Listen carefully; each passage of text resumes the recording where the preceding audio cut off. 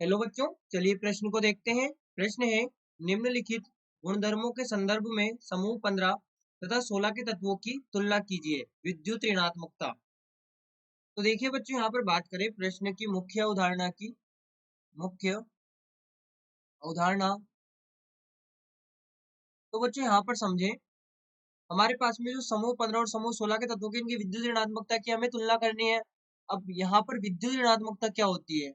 विद्युत ऋणात्मकता, विद्युत ऋणात्मकता देखिए, किसी भी तत्व की इलेक्ट्रॉन को अपनी ओर आकर्षित करने की जो प्रवृत्ति होती है, वो यहाँ पर विद्युत ऋणात्मकता कहलाती है। हम कह सकते हैं किसी तत्व की किसी तत्व की इलेक्ट्रॉन को अपनी ओर आकर्षित करने की प्रवृत्ति यहाँ पर विद्युत ऋणात्मकता कहलाती है। अब देखें, जो हमारे पास में समूह 15 और समूह 16 होता है, समूह 15 में कौन आता है? समूह 15, तो यहाँ पर होता है नाइट्रोजन, फॉस्फोरस, आर्सेनिक, एंटीमोनी और बिस्मथ। इसी प्रकार से जब हम बात करते हैं समूह 16 की, तो समूह 16 में कौन आता है? यहाँ पर होता है ऑक्सीजन, सल्फर और यहाँ पर सिलेनियम, टेल्यूरियम और पोलोनियम। अब बात करें इनके इलेक्ट्रॉनिक विन्यास की, तो देखिए यहाँ पर ये इस नाइट्रोजन का जो इलेक्ट्रॉनिक विन्यास होगा, यह हम पूरे समूह 15 के इलेक्ट्रॉनिक विन्यास की बात करें तो इनके जो बाह्यतम कोश का इलेक्ट्रॉनिक विन्यास होता है, वो यहाँ पर होता है NH2NP3। ये हम देख रहे हैं बाह्यतम कोश का इलेक्ट्रॉनिक विन्यास। बाह्यतम कोश बाह्यतम कोश का इलेक्ट्रॉनिक बाह्यतम कोश में जो NH2 यहाँ पर ही होगा, बाह्यतम कोश।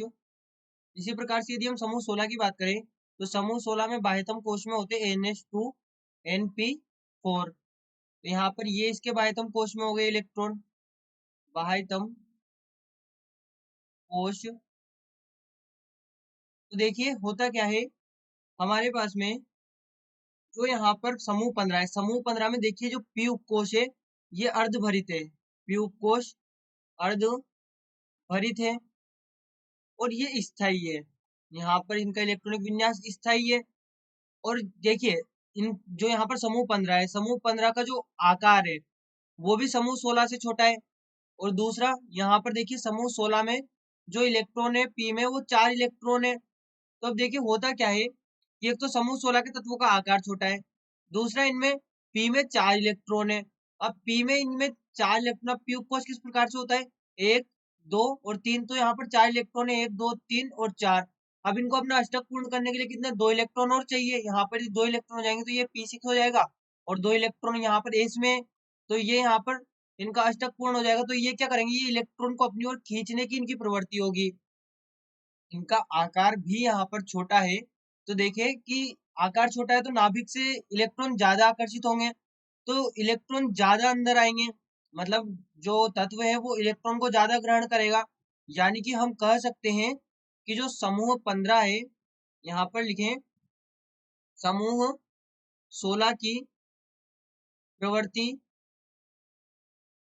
इलेक्ट्रॉन को आकर्षित करने की, यहाँ पर इसे इस प्रकार से लिखे, देखिए समूह 16 की इलेक्ट्रॉन को आकर्षित करने की प्रवृत्ति, आकर्षित करने की प्रवृत्ति प्रवृत्ति समूह 15 से अधिक है।